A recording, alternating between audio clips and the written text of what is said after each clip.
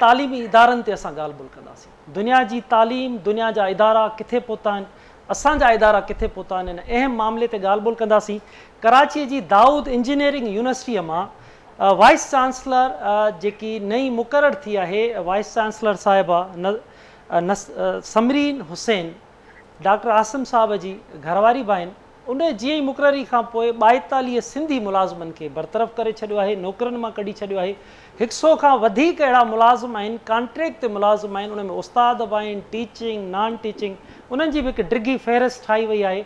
उन्हनि खे बि कढण जो फ़ैसिलो कयो वियो आहे। इन अहम मामले ते असां ॻाल्हि ॿोल कंदासीं। असीं इन ते बि असां अॼु ॻाल्हि ॿोल कंदासीं त wise chancellor doctor Samreen Hussain ते बि ॻाल्हि ॿोल कंदासीं त पहिरियों उनखे हेग जो एग्ज़ीक्यूटिव डायरेक्टर मुक़ररु कयो वियो, उन खां पोइ उहे चैलेंज थिया। मुख़्तलिफ़ अरोड़ यूनिवर्सिटीअ में वक़्ती वाइस चांसलर मुक़ररु कयो वियो, उन खां अलावा बि मुख़्तलिफ़ उहिदनि ते रहिया। सिंध में PhD जेके ॿिया माण्हू कंदड़ आहिनि, उन्हनि जे हवाले सां बि असां ॻाल्हि ॿोल कंदासीं। मेरिट जी सिंध में लताड़ कहिड़ी थी रही आहे, असां उन ते बि ॻाल्हि ॿोल कंदासीं। ऐं अॼु असां फोकस कंदासीं दाऊद इंजीनियरिंग यूनिवर्सिटीअ में छा थी रहियो आहे। मुलाज़िम उतां जा सरापा एहतजाज आहिनि, एहतजाज करे रहिया आहिनि। वाइस चांसलर जी गाॾी आॾो लेटी बि एहतजाज कनि पिया।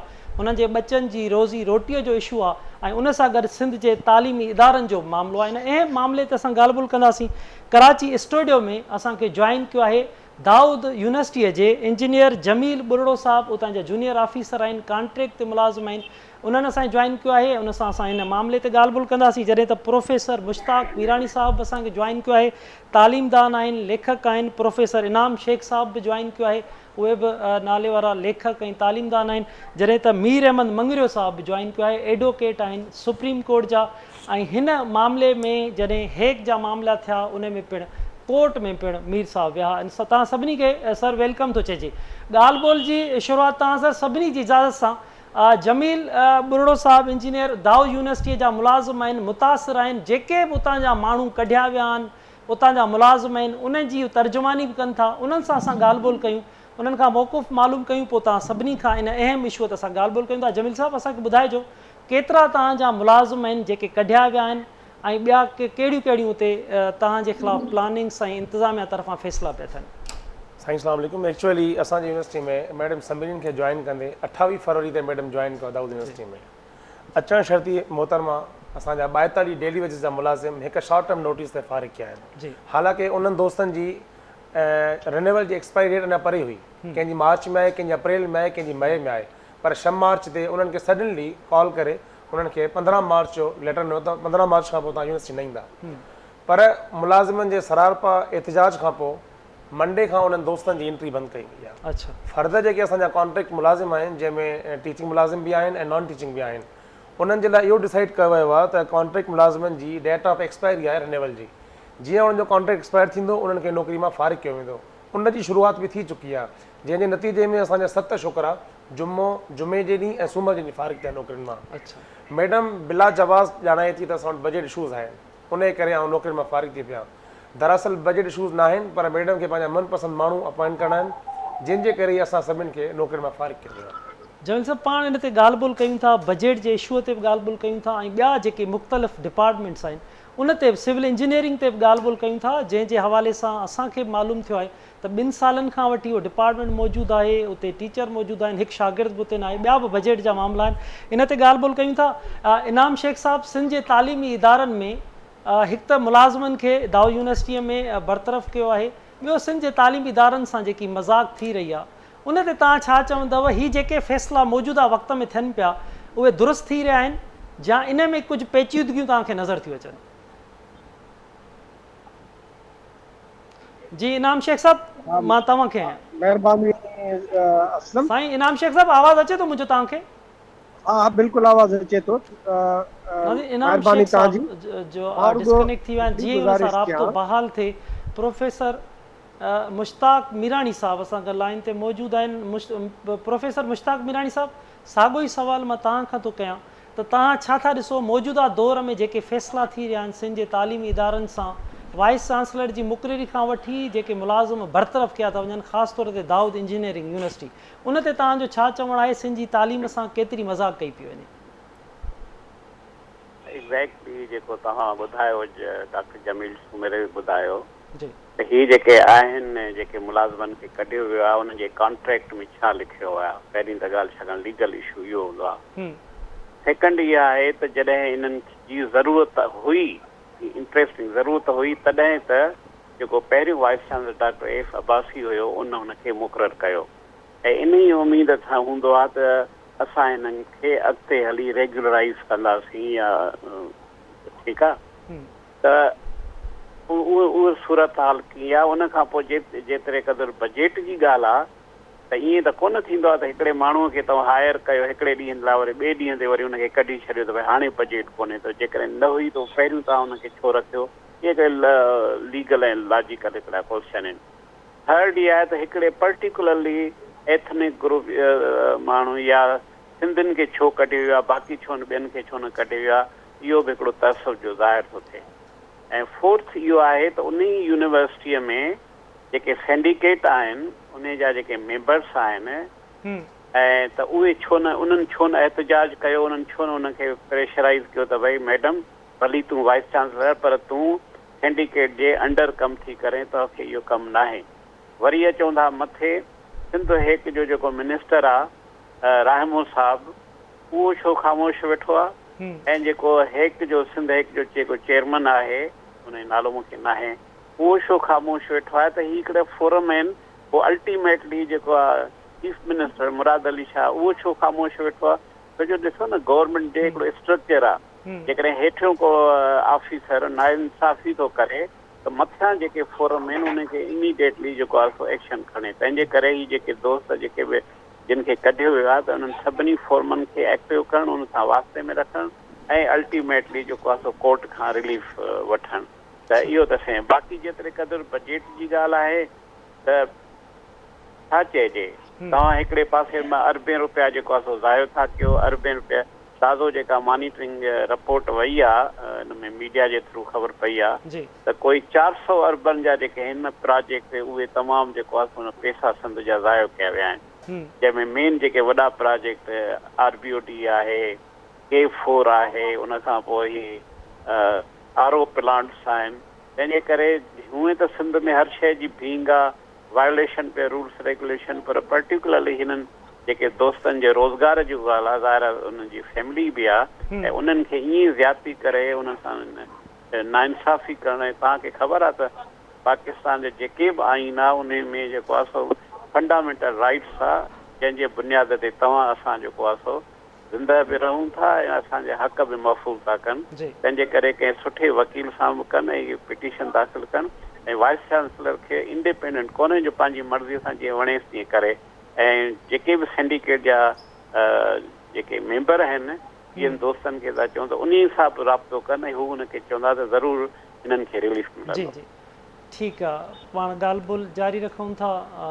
प्रोफेसर मुश्ताक साहब, इनाम शेख साहब, तव्हां कीअं था ॾिसो दाऊद इंजीनियरिंग यूनिवर्सिटीअ मां मुलाज़िमनि खे बरतरफ़ कयो आहे, ॿियनि मुलाज़िमनि खे कढण लाइ लिस्टूं तयारु कयूं आहिनि, कीअं फ़ैसिला थी रहिया आहिनि सिंध जे तालीमी इदारनि में वाइस चांसलर जी मुक़ररी खां वठी ॿिया तालीम दुश्मन जेके बि फ़ैसिला आहिनि उनखे तव्हां कीअं था ॾिसो? महिरबानी असलम।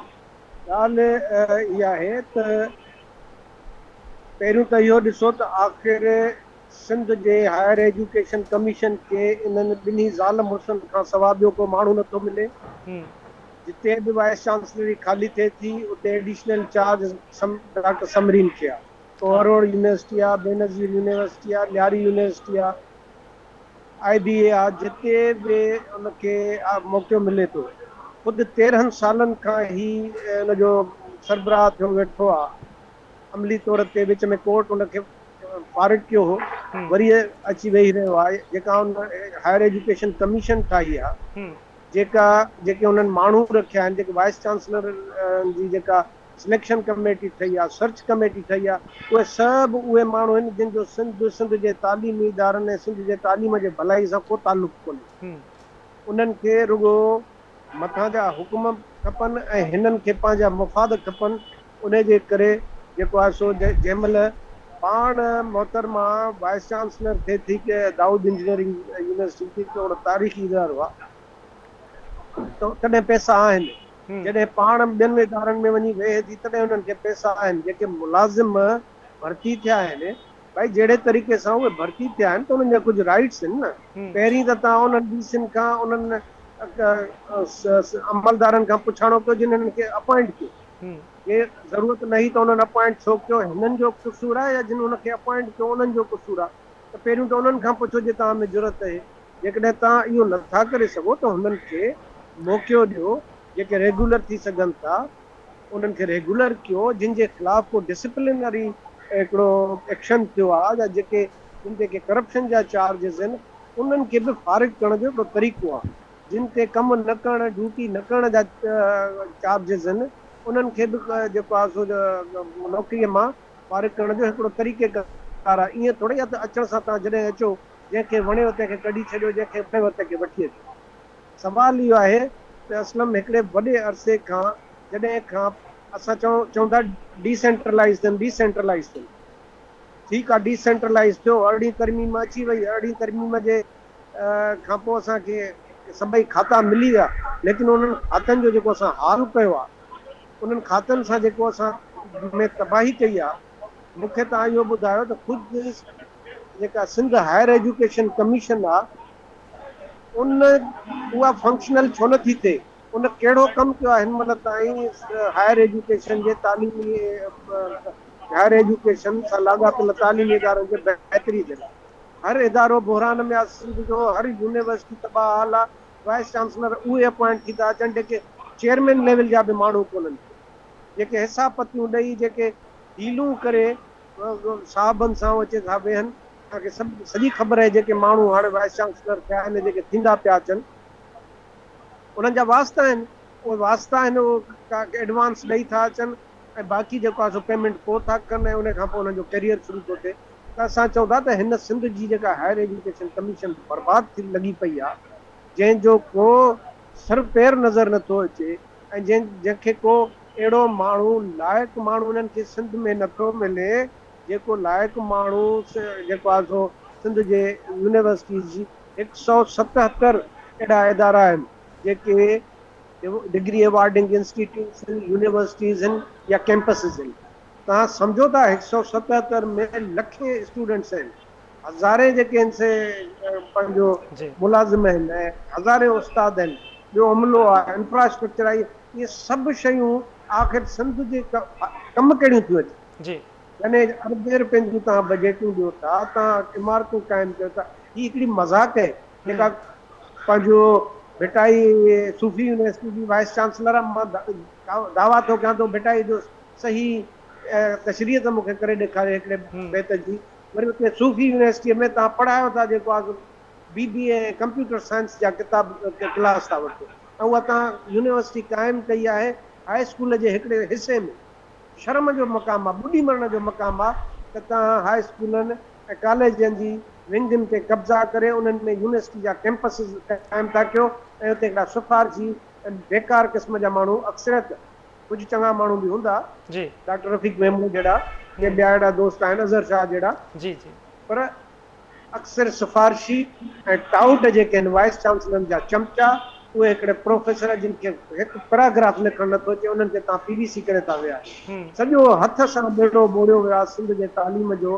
मां चवां थो इहा कहिड़ी ख़िदमत आहे त ठटे जो हिकिड़ो माण्हू उते पैदा थियो, उते ॼाओ, उते यूनिवर्सिटीअ में जेको आहे सो तालीम हासिलु कई ऐं वरी पोइ उतां ई जेको आहे सो उते उन साॻे तालीमी इदारे में हू अपॉइंट थी वियो, उतां ई उहो मौत जो सर्टिफिकेट बि वठंदो मरंदो। हुन सॼी उमिरि ठटे खां लाड़काणे खां ऐं ॿिए शयुनि खां ॾिठो छा? जॾहिं मां त चवां थो जेतिरा तव्हां कैंपसिस ते पैसा ख़र्च था कयो उहे फंड्स तव्हां उन इलाइक़े जे शागिर्दनि खे स्कॉलरशिप ॾेई इस्लामाबाद ऐं कराची ऐं दुनिया जे ॿियनि इदारनि में मोकिलियो।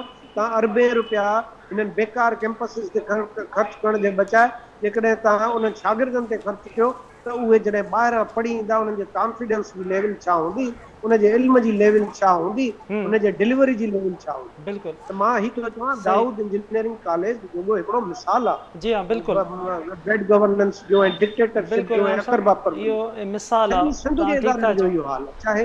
बिल्कुलु आहे। इनाम साहब ॻाल्हि ॿोल जारी रखूं था। मीर मंगरियो साहब मौजूदु आहिनि। मीर साहब कानून जी केतिरी भंजकिड़ी ॾिसो था तव्हां हिन मामले में। पहिरियों बि तव्हां कोर्ट जा विया आहियो, हेग जो जॾहिं मामिलो थियो उन में बि तव्हां उते पहुतव, उन खां पोइ फ़ैसिला थिया। केतिरी भंजकिड़ी था ॾिसो कानून जी हिन मामले में तव्हां? मीर साहब आवाज़ अचे तो तव्हांखे? अच्छा अच्छा, पाण जमील साहब तव्हां ॾे था अचूं ॻाल्हि ॿोल जी, त तव्हां असांखे ॿुधाईंदव त जेकी बजट जी ॻाल्हि कई थी वञे वाइस चांसलर साहिब पारां, त छा उते बजट जी खोट आहे या बजट जा ॿिया बि कहिड़ा मामला तव्हांखे नज़र अचनि था जिते वाधू ख़र्च कयो थो वञे ऐं बजट अचे मुलाज़िमनि जे रोज़गार ते जे मामले ते कटौती थिए थी? एक्चुअली सिंह असां वटि ईअं आहे त मैडम असांखे त इन ॻाल्हि ते बरतरफ़ कयो आहे त तव्हां असांजी यूनिवर्सिटी ते ओवरलोड आहियो।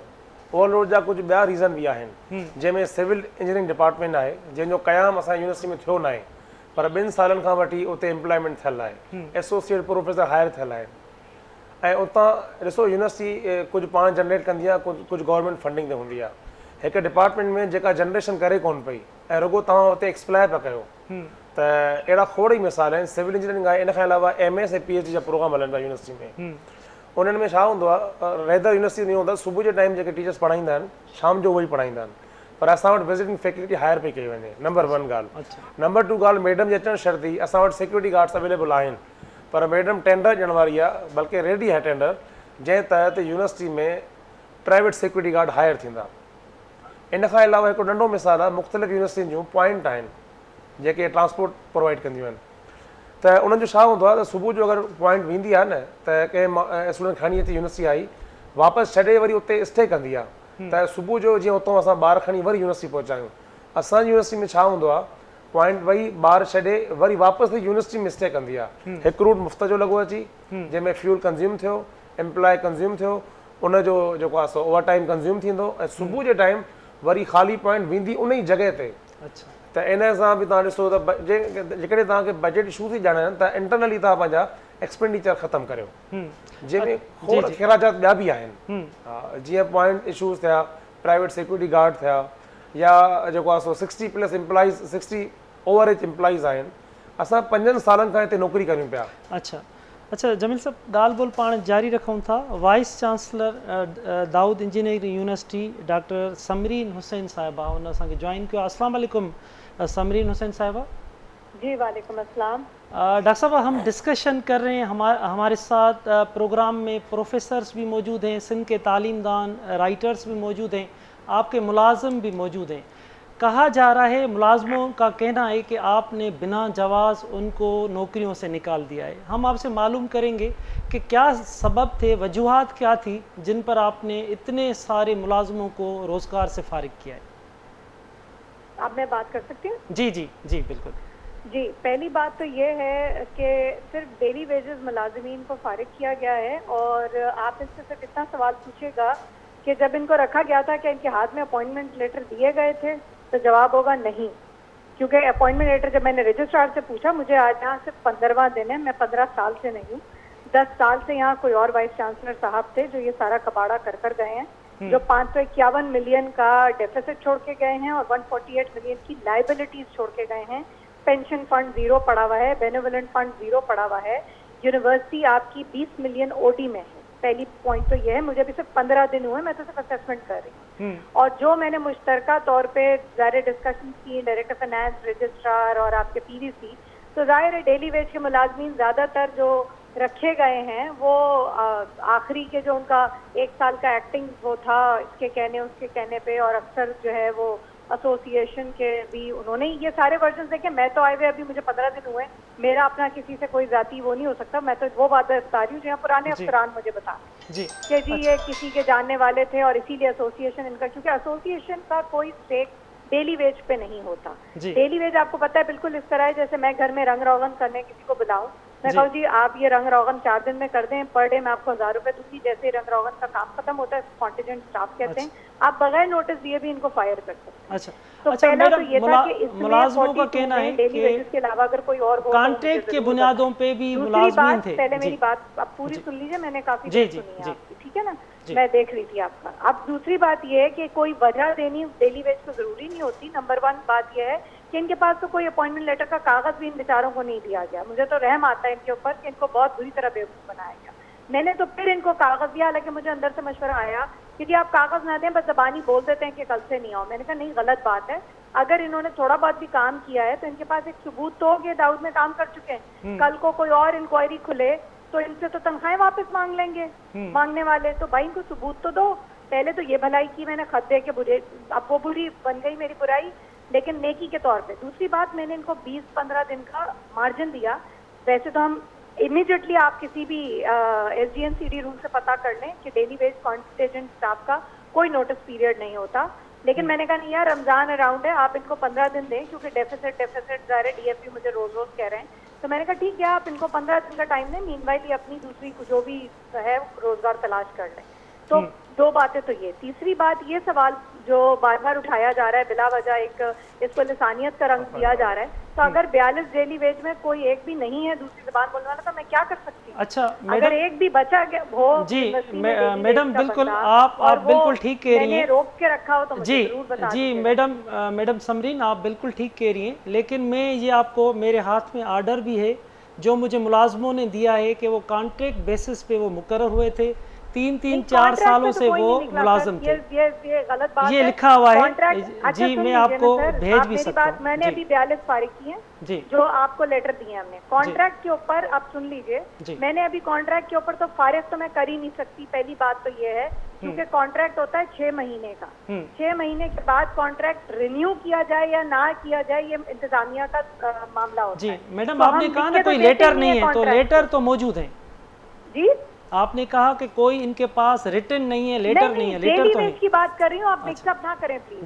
जी डेली वेजेस की बात और कॉन्ट्रैक्ट पे जो आ रहे थे, आ रहे तो आपने 9 फारिग किए हैं। नहीं, कॉन्ट्रैक्ट पे जो आ रहे हैं वो अभी भी मेरे पास काम कर रहे हैं, जो डेली वेज पे हैं।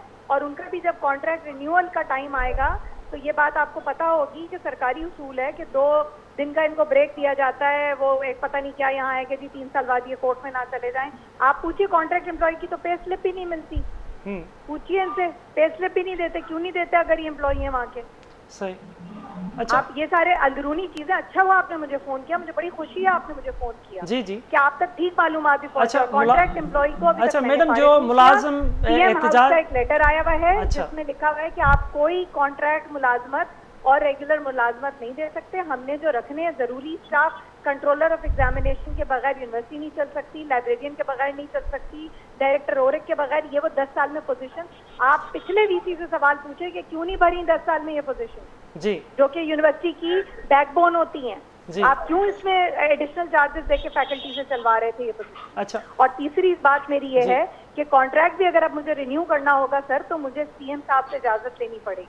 वो नोटिफिकेशन भी आपकी नजर से गुजरा होगा। अच्छा मैडम, जो सरापा एहतजाज है आपके मुलाजमीन में अब नहीं रहा, आपके मुलाजमीन जो एहतजाज कर रहे हैं, आपकी गाड़ी के सामने भी मुलाजमों ने कहा है कि लेट कर वो गए थे। नहीं सर, वो भी एक फोटो आप था जी। आप एक तो मसला ये कि मैं तो खैर सोशल मीडिया इसीलिए इस्तेमाल ही नहीं करती क्योंकि मैं काम करती जी। मैंने सर 2 साल बेगम नुसरत भुट्टो यूनिवर्सिटी 0 से खड़ी की। मैंने अरोड़ यूनिवर्सिटी 10 महीने में 0 से खड़ी की। कभी वहाँ क्यों नहीं ये प्रॉब्लम्स आए? मैं क्यों नहीं अपने पीछे वालों के लिए मसले छोड़कर आई? मैं सरप्लस बजट छोड़कर आई हूँ। मैं तरीके से जिसको अपॉइंटमेंट की है, सिलेक्शन बोर्ड, सर्च कमेटी, तरीके से अपॉइंट जी। मैडम, आपको तो डायरेक्टर, एग्जीक्यूटिव डायरेक्टर हेग भी मुकर्रर किया गया था, तो मेरा उससे क्या वास्ता है? वो मुकर्रर किया गया था, तो जब मुकर्रर किया गया था वो उनकी मर्जी, जब कमीशन की मीटिंग होगी उसका इस वास्ते से बात से क्या ताल्लुक है? जो यहाँ पर हमारे साथ तालीमदान मौजूद हैं, उनका कहना है कि आपको गैर कानूनी तौर पे नवाजा जाता है, और भी PhDs हैं लेकिन आपको ज्यादा नवाजा जाता है। इस वजह से पीपल्स पार्टी का तो नारा है रोजगार देना। रिसर्च गेट पे पड़ी हुई है, सर्च कमेटी के थ्रू मैं अपॉइंट हुई हूँ, और एग्जीक्यूटिव डायरेक्टर के लिए भी जो मेरी पोजीशन थी वो सिलेक्शन बोर्ड में अपेयर हुआ करे ना वो लोग। जो लोग कहते हैं नवाजे जाते हैं वो कंपटीशन में आया भी तो करे ना। फिर तो घर बैठ के तो किसी को नौकरी नहीं मिल सकती, आपको कॉम्पीट करना पड़ता है। और मेरी CV रिसर्च गेट पे पड़ी हुई है। अच्छा, तो पीपल्स पार्टी हुकूमत का नारा है रोजगार देना, आप रोजगार छीन रही हैं मैडम? सर, मैं पीपल्स पार्टी गवर्नमेंट की तर्जुमान नहीं हूँ। मुझे CM ने VC लगाया है, मुझे अपना इदारा देखना है, मुझे इसको स्टील मिल नहीं बनाना। और डेली वेज पे मुलाजिम आपको पता है कैसे रखे जाते हैं। मैंने किसी रेगुलर मुलाजिम को फारिग किया हो तो आप जरूर मुझसे उस दिन सवाल पूछिएगा। अच्छा, क्योंकि ये गैर कानूनी भर्तियां हैं, इस वक्त भी पाबंदी लगी हुई थी जब इन्होंने भर्ती की है। अच्छा, और आज भी मेरे पास एक खत आया है जिसमें उन्होंने मुझसे पूछा है कि जी आपकी यूनिवर्सिटी डेफिसिट में क्यों है, क्योंकि मैंने एक्स्ट्रा पैसे मांगे हैं कि भाई मैं तनख्वाहें कहाँ से दूं जून की। तो वो मुझसे सवाल पूछ रहे हैं, लेकिन मुझे 15 दिन हुए। मुझे हैरत है कि 10 साल वाले से सवाल क्यों नहीं पूछा जाता कि वो क्यों छोड़कर गए इस हाल में यूनिवर्सिटी। अच्छा, जबकि इस यूनिवर्सिटी के मैडम ईमानदारी की बात कहूँ, यूनिवर्सिटी के अंदर पैसे बहुत होने चाहिए। बजट का इशू है तो आपका सिविल इंजीनियरिंग का डिपार्टमेंट 2 साल से चल रहा है, एक भी वहाँ कहा जा रहा है कि स्टूडेंट नहीं है। सर मुझे ना बोले मेरा चल रहा है, मुझे 15 दिन हुए हैं। अच्छा। कल मुझे पीसी से फोन आया है कि जी हम आपके जीरो विजिट के लिए आ जाएं, तो मैंने कहा सर मेरे पास जीरो विजिट के लिए, मैंने अरोड़ यूनिवर्सिटी में सिविल इंजीनियरिंग खोला है, आप जाके देखिए। 16 जुलाई को मेरी एनओसी आ गई है, वहाँ 60 लैब्स में बनाकर आई हूँ। आप मुझसे वो सवाल पूछिए जो काम मैं कर आई हूँ। अच्छा। अभी जो मुझे जहेज में मिला है उसका जवाब तो मैं नहीं दे सकती, ना मैंने सिविल की फैकल्टी हायर की है, मैंने की हो तो मुझे बताइए। आप समझती हैं कि दाऊद इंजीनियरिंग यूनिवर्सिटी में अपॉइंटमेंट से मैं उनको नहीं छेड़ सकती। आप समझती हैं दाऊद इंजीनियरिंग यूनिवर्सिटी में गैर कानूनी काम हुए हैं? पीएमयू में लगाओ। मैडम, आप समझती हैं माजी में दाऊद इंजीनियरिंग यूनिवर्सिटी में गैर कानूनी काम हुए हैं? आप ये कहना चाहती हैं?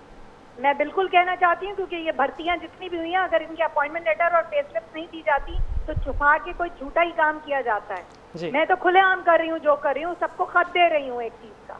इनसे पूछिए कि क्यों नहीं मिलती इनको पे स्लिप कॉन्ट्रैक्ट वाले। इन्होंने तो आप भले ना माने, लेकिन उन्होंने हमें लेटर दिखाए, तो आप जरूर इनसे की बात नहीं मैं कर रही, पे स्लिप मांगिए, डेली वेजेस की डेली वेज वालों से लेटर मांगिए, और डेली वेज के अंडर टर्म्स एंड कंडीशंस भी लिखे होंगे अगर इनके पास खत है। तो डेली वेज में कहाँ लिखा है कि मैं इनको नोटिस के बगैर फायर नहीं कर सकती, या मुझे इनका कोई डेली वेज की कोई स्टेक नहीं होती सर सिस्टम में। अच्छा, आप जाके एसजीएनसीडी के कोर्स पढ़ लें, एक्स्ट्रा कोर्स पढ़ लें डेली वेज का। अगर इनके साथ किसी ने नेकी करनी थी तो इनको पूरा रेगुलराइज करके जाता जो भी था।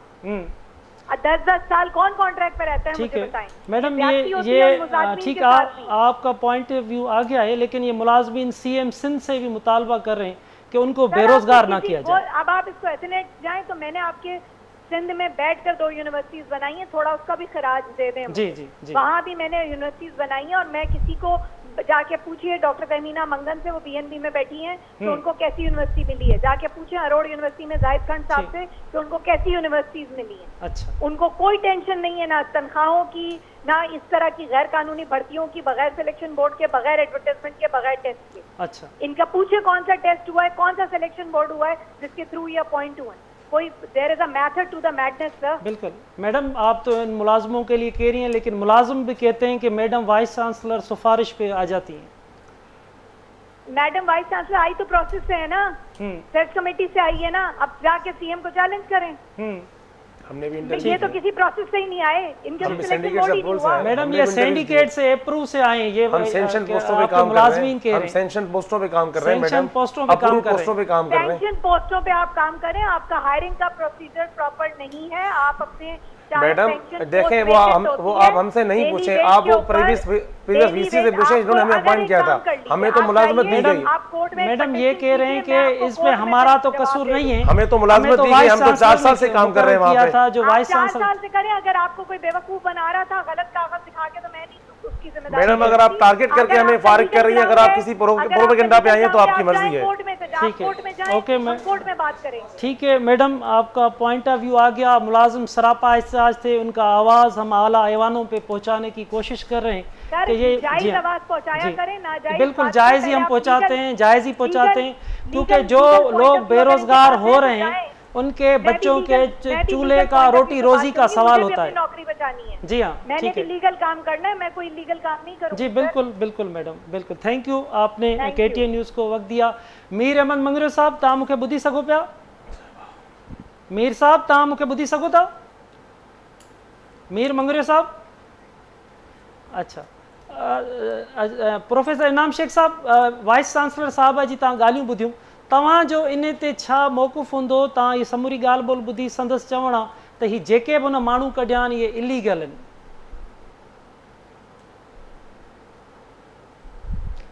इनाम शेख साहब, तव्हांखे आवाज़ अचे थो मुंहिंजो?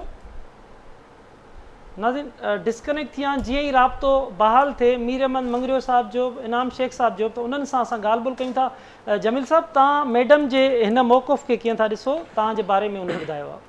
देखो ॾिसो साईं, मैडम त जेकॾहिं चए पई गैर क़ानूनी असां आहियूं त असां चइनि सां कमु करियूं पिया असां, ठीकु आहे। असां इंटरव्यू ॾिना आहिनि, थ्रू प्रॉपर चैनल आया आहियूं, ठीकु आहे।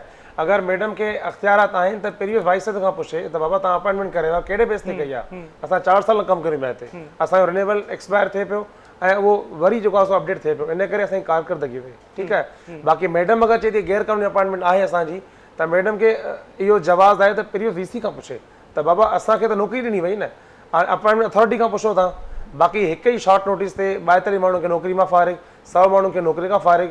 मैडम खां तव्हां इहो पुछो त असांखे कढी करे छा हिते ॿी हायरिंग थींदी। मैडम जे ज़हन में आहे मैडम खे डिस्ट्रिक्ट सेंट्रल जा माण्हू अपॉइंट करणा आहिनि, जंहिंजे करे जंहिंजी बुनियाद ते असां सभिनि खे नौकिरी मां कढियो पियो वञे। अच्छा, ॿियनि माण्हुनि खे आणण लाइ इश्तिहार वग़ैरह बि जारी कया? जी, हिकिड़ो मैडम रिसेंटली हिकिड़ो इश्तिहार ॾिनो आहे जंहिंमें डायरेक्टर अपॉइंट थींदा, जंहिंजी सैलरी 2.5 खां 3 लख रुपए हूंदी। अच्छा, उन्हनि खे आणण जे लाइ असांखे नौकिरी मां कढियो वियो आहे। अच्छा, उन्हनि जी स्पेस ठाहिणी आहे, स्पेस न आहे, स्पेस क्रिएट करे उन्हनि माण्हुनि खे अपॉइंट कयो वेंदो। अच्छा, हेतिरा माण्हू जो बेरोज़गार थियनि था, लाज़मी तव्हांजी फैमिली हूंदियूं, बच्चा हूंदा, सभई माण्हू केतिरो बचड़े वारा आहियूं, मथो रमज़ान आहे, मौजूदा ॾिसो त मुआशी हालत कीअं आहिनि। अटो 300 रुपए किलो आहे, हर शइ ख़र्च तव्हां ॾिसो, हिकु हिकु शइ खे ॾिसो तव्हां। मैडम त असांजियूं सैलरियूं एॾियूं न आहिनि, सैलरियूं असांजियूं 35, 40, 45 हज़ार ताईं आहिनि। अगरि मैडम खे एॾो ई शौक़ु आहे त पोइ मैडम सभु बोर्ड चेक कराए।